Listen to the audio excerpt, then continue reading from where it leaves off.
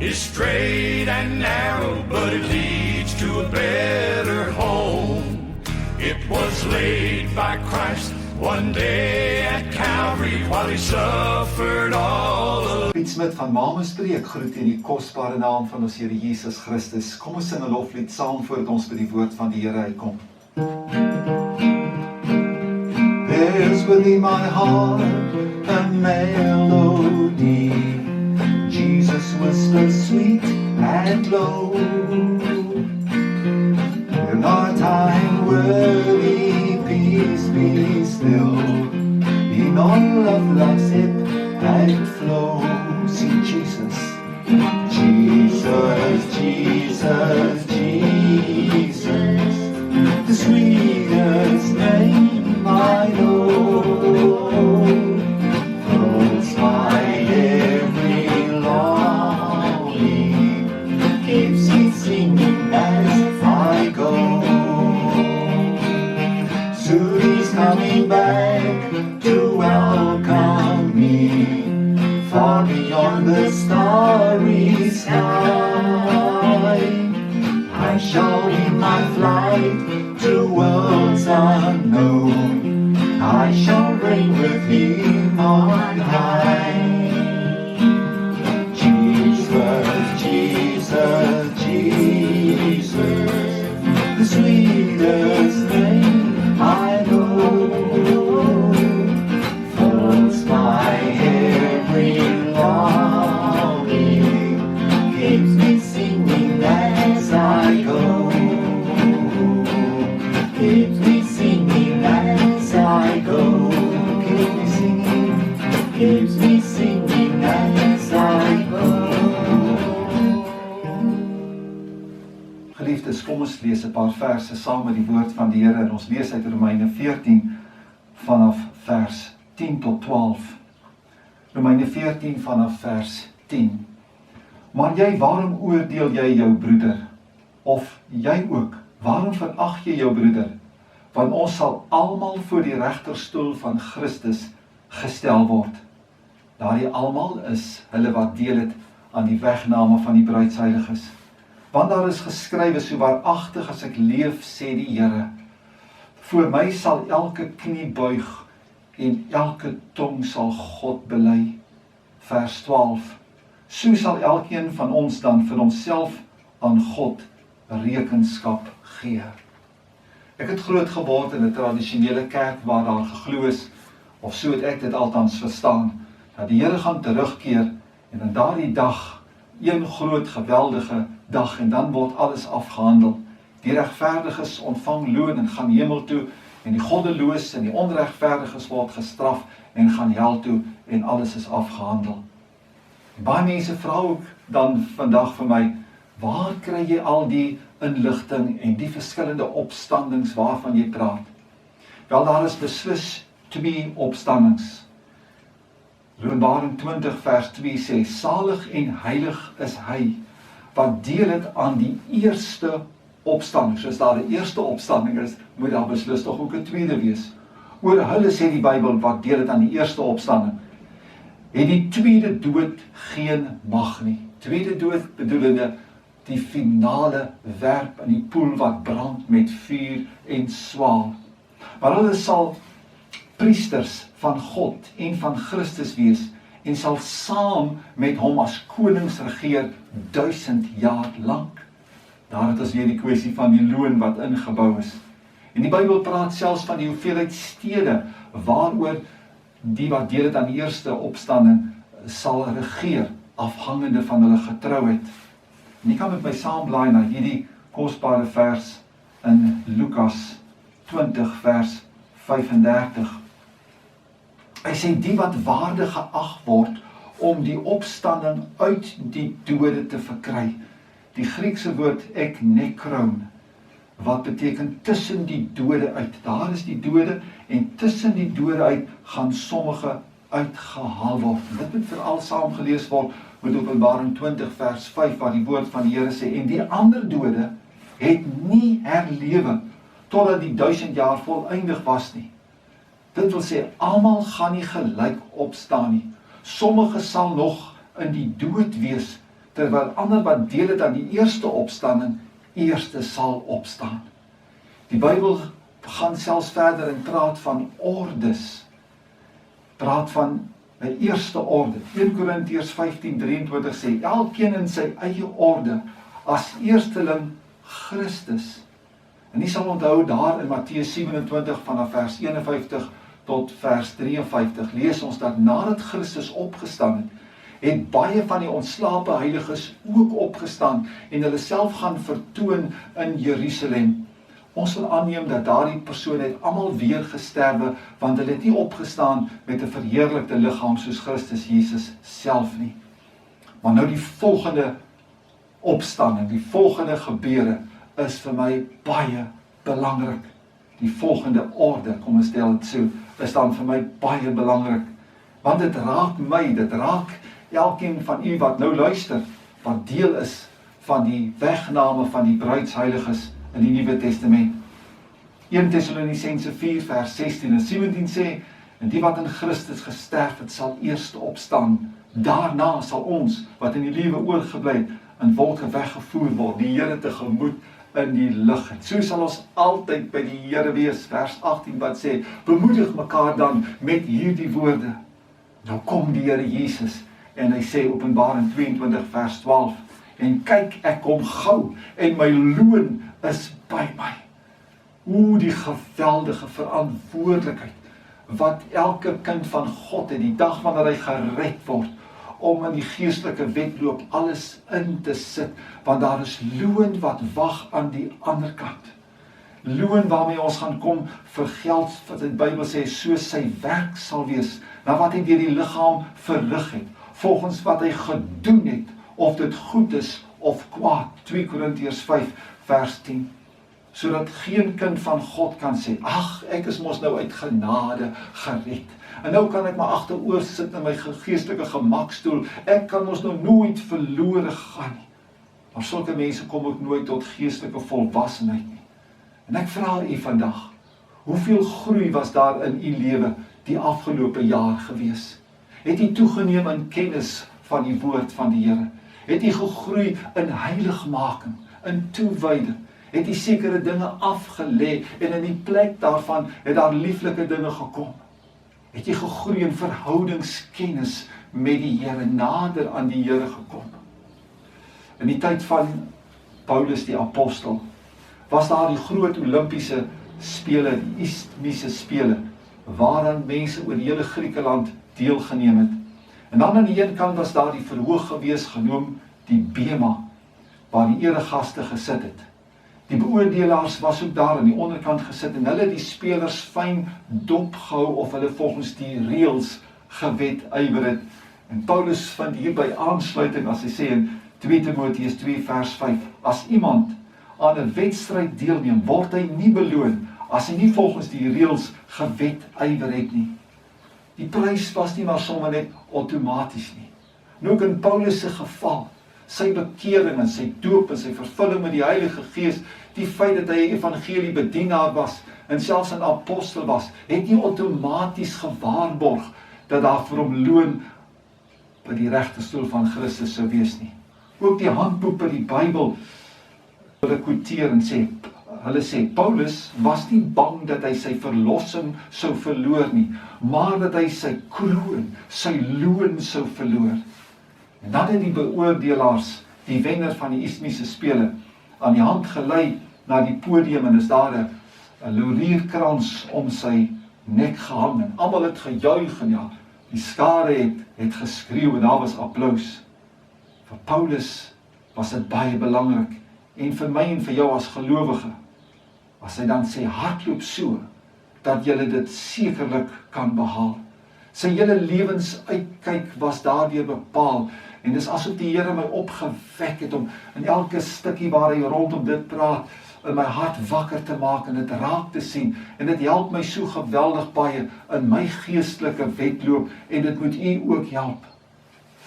As ek net dink hoe dat Paulus kon moedeloos geword het langs die pad, daar was soveel stryd gewees.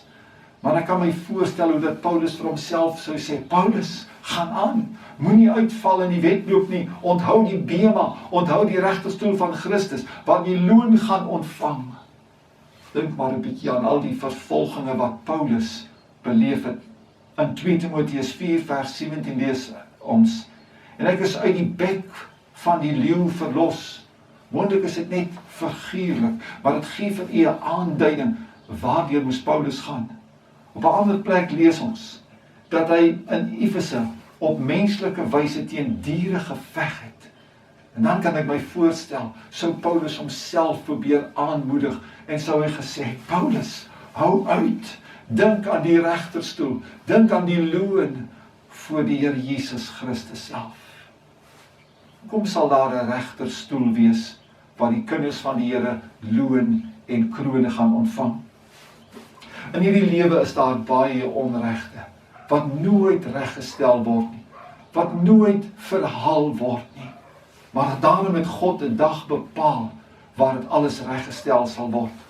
Veel kinders van die Here moes in hierdie lewe ly. Hulle motiewe is verkeerd beoordeel en vertolk.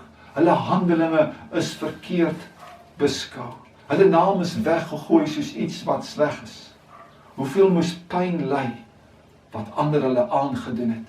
Niemand weet van hulle gebede, wat hulle in die binnekamer gebid het, hoe hard het hulle probeer, hoe hulle gevas het, hoe hulle wakker gebly het, hoe hulle gearbei het, hoeveel trane.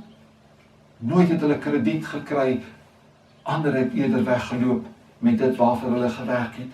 En daarom voor die regterstoel van Christus sal dit alles reggestel word. En ek vra vandag vir jou, sit jy dalk met pyn? Sit jy dalk met onregte wat jy moes ly? Jou grootste besiening moet wees die regterstoel van Christus, waar alles reggestel sal word. Jy weet hoe maklik oordeel ons ander. Hoe maklik kan ons die vinger wys na ander. Romeine 14 vers 10 sê, waarom oordeel jy jou broeder? Of jy ook, waarom verag jy jou broeder? Want ons sal almal voor die regterstoel van Christus gestel word. So sal elkeen dan van homself rekenskap moet gee. Daarom wil ek vir u sê, laat ons kritiek oor ander mense, wanneer hulle faal en wanneer hulle verkeerd doen, en wanneer hulle droog gemaak het, liewer los. Laat ons liewer ons skimpende tong weerhou daarvan. Ons bitsige tong, dan is dit liewer snoei en nie 'n woord sê nie. Die Bybel sê, moenie oordeel nie, want met die maat waarmee jy oordeel, sal jy geoordeel word. En met die maat waarmee jy meet, sal jy gemeet word. Baie jare gelede het een van die groot manne van God geval, en nadat hy weer herstel is, het hy hierdie volgende ding gesê. Hy sê, daar is altyd 3 dinge wat jy nie weet nie, wanneer iemand gesondig het en geval het. Nommer 1, ons weet nooit watter kragte was daar aan die werk agter die skerms nie. Nommer 2, ons het nooit al die feite nie. En nommer 3, jy weet nie hoe jy sou gevaar het, as jy in daardie persoon se skoene sou gestaan het sien. So daarom kom ons los liewer. Kom ons sê liewer nie 'n woord nie. Want deur ander mense te kritiseer wanneer hulle gefaal het en droog gemaak het, benadeel jy net jou eie posisie. Die Bybel sê, as ons genadig is, sal aan ons genade betoon word. As jy getrou was, sal daar vir jou gesê word, mooi so, goeie en getroue diensknegt. As jy hard en ongenaakbaar was, kan jy moontlik jou loon verloor, en sal daar met jou ook hard en ongenaakbaar opgetree word. Ek dink aan manne in die Bybel, wat God in die reg sal stel. Stefanus wat gesterf het as 'n martelaar, hy is nooit herstel nie, daar is nooit aan hom loon gegee nie. By daardie geleentheid, by die regterstoel van Christus, sal Stefanus met loon wegstap. Paulus, van wie die Jode gesê het, hy moet weg met so 'n mens, dis beter dat hy liewer nie lewe nie. Ek dink aan al die martelare, al die sendelinge, hoeveel van hulle het nie alles ingesit, en hulle selfs hulle lewe verloor nie. Daar is gespot met hulle, hulle het geweet hulle is reg, maar hulle het net stil gebly. Sommige sal met loon wegstap, terwyl ander met leë hande daar sal staan daardie dag. Die woord praat van sekeres wat groot is in die koninkryk van God, en ander wat die minste genoem sal word. Laastes wat eerste sal wees, en eerstes hier op aarde, wat daar laaste sal wees. Die Bybel sê in Openbaring 2 vers 10, wees getrou tot die dood, en ek sal jou die kroon van die lewe gee. Openbaring 2 vers 23 sê die Here Jesus aan die gemeente van Thyatira, ek sal aan elkeen van julle gee volgens sy werke.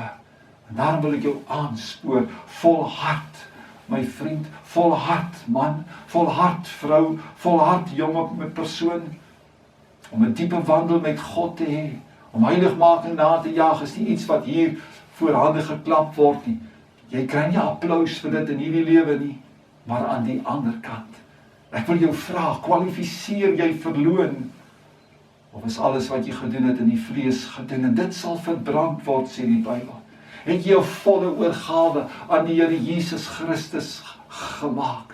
Is jy besig om te kom tot 'n volwasse man in Christus Jesus, tot die mate van dieselfde grootte van Christus, volgens Efesiërs 4 vers 13? Kom ons praat oor die verskillende belonings en die 5 krone wat daar gaan wees. Nommer 1, daar's die kroon van die lewe vir martelare, waarna ek so flissies verwys het. Openbaring 2 vers 10, wees getrou tot die dood, en ek sal jou die kroon van die lewe gee. Dis mense wat letterlik hulle lewe afgelê het as martelare vir Christus Jesus. Daar is ook moontlik mense wat nou ly, en mense wat nou pyn het, wat siek is op 'n manier, en hulle ervaar nie genesing nie. Ek wens ek kon vir u 'n antwoord daarop gegee het. Ek het nie 'n antwoord nie, maar dit weet ek. Daar kom 'n dag dat jy beloon sal word, dat jy deur jou siekte en deur jou stryd en deur jou pyn aangehou het om die Here te bly vertrou en nie aanstoot geneem het om jy miskien nie genesing gekry het nie. As die kroon, dis eintlik maar dieselfde kroon, die kroon van die mense wat versoekings deurstaan het. Ek lees in Jakobus 1 vers 12, salig is die man wat versoeking verdra, want as hy die toets deurstaan het, sal hy die kroon van die lewe ontvang. Dis nie altyd so maklik om nie die dae staande te bly weens die baie versoekinge nie. Ek dink aan jong mense wat versoek word by die werk, van dames wat uitlokkend aantrek. Dit is nie maklik om in 'n huwelik getrou te bly aan jou lewensmaat, maar ek wil jou aanmoedig, kom ons bly getrou.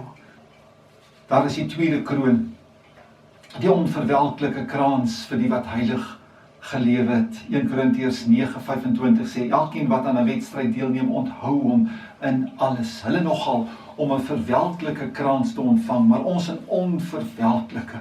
Onthou jou van die wêreldse plesiere wat jou besoedel en wat jou loon gaan bederf. Onthou jou van sterk drank.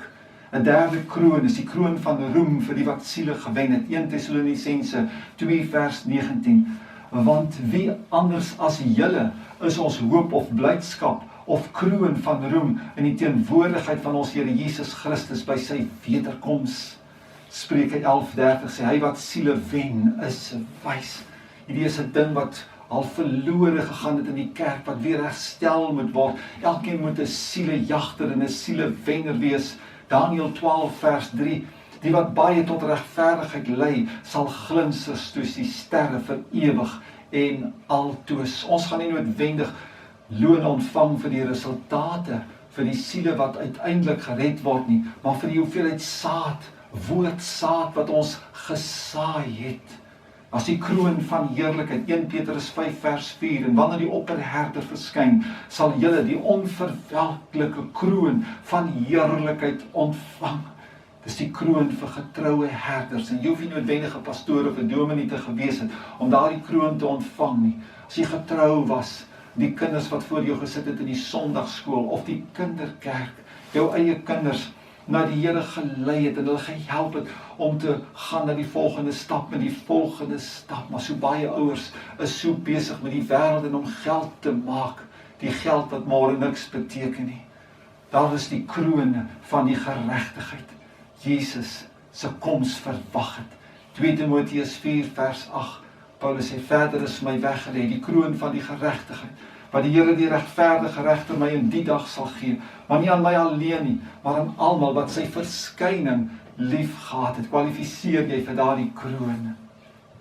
Ek vra jou, as jy nog in die wedloop, of wat jy so stil het uitgesak en sit jy aan die kant en kyk hoe die ander hardloop, kry die hindernisse uit die pad waarvan Hebreërs 12 vers 1 en vers 2 praat, kan ek dit vir ons lees.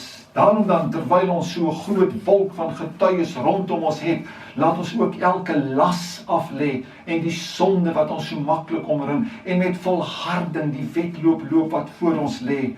Vers 2, die oog gefestig op Jesus, die leidsman en volleinder van die geloof, wat vir die vreugde wat hom voorgehou is, die kruis verdra, die skande verag het, en aan die regterkant van die troon van God gaan sit het.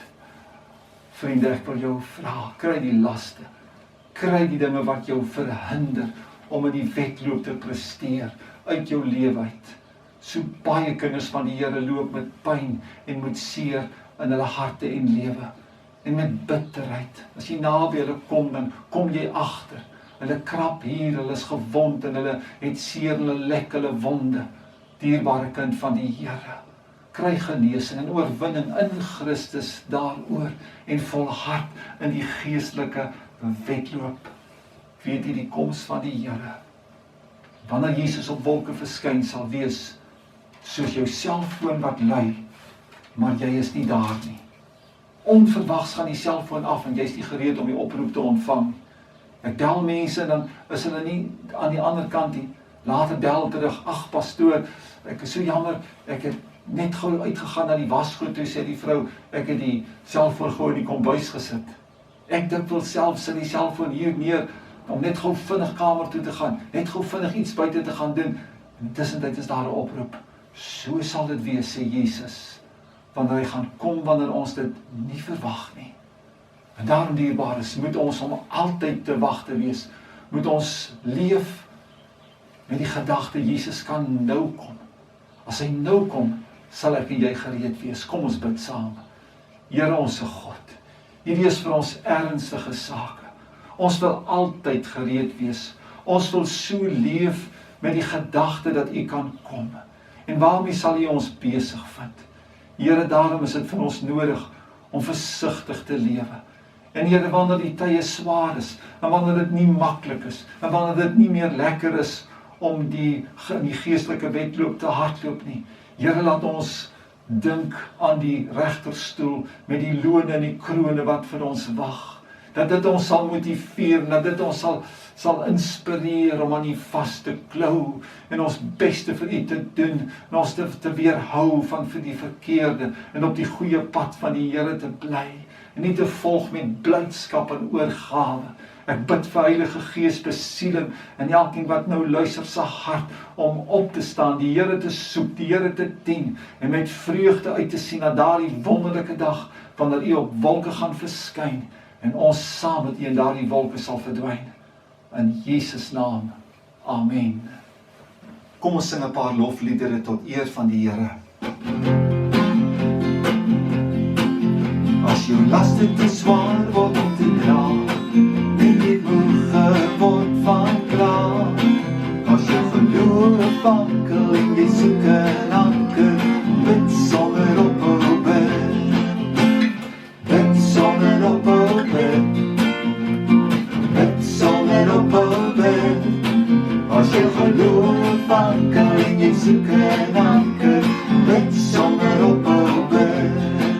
As jou omstandighede jou druk en jy voel jy het misluk, as jou trane rol en jou gemoed is vol, bid sonder ophou bid, bid sonder ophou bid, bid sonder ophou bid, as jou trane rol en jou gemoed is vol, bid sonder ophou bid.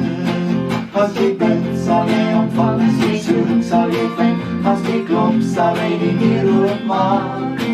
As jy bid, sal jy ontvang, as jy soek, sal jy vind, as jy klop, sal hy die deur oopmaak. As jy bid, sal jy ontvang, as jy soek, sal jy vind, as jy klop, sal hy die deur oopmaak. As jy bid, sal jy ontvang, as jy soek, sal jy vind, as jy klop, sal hy die deur oopmaak.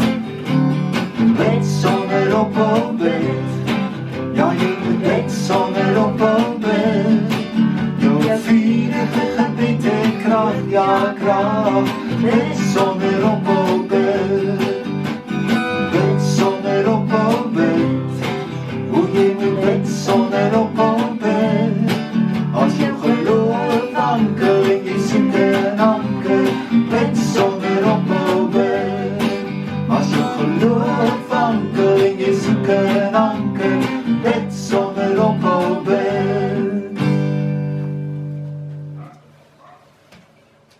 I serve him, the sweeter he grows. The longer I serve him, the sweeter he grows. The more that I love him, the more love he bestows. Each day is like heaven, my heart overflows. The longer I serve him, the sweeter he grows. Oh yes, the longer I serve him, the sweeter he grows. The more that I love him, the more love he bestows.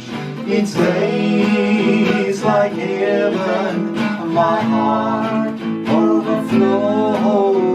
The longer I serve him, the sweeter he grows. Oh yes, the longer I serve him, the sweeter he grows. The more that I love him, the more love he bestows. Each day is like heaven, my heart overflows. The longer I serve him, the sweeter he grows.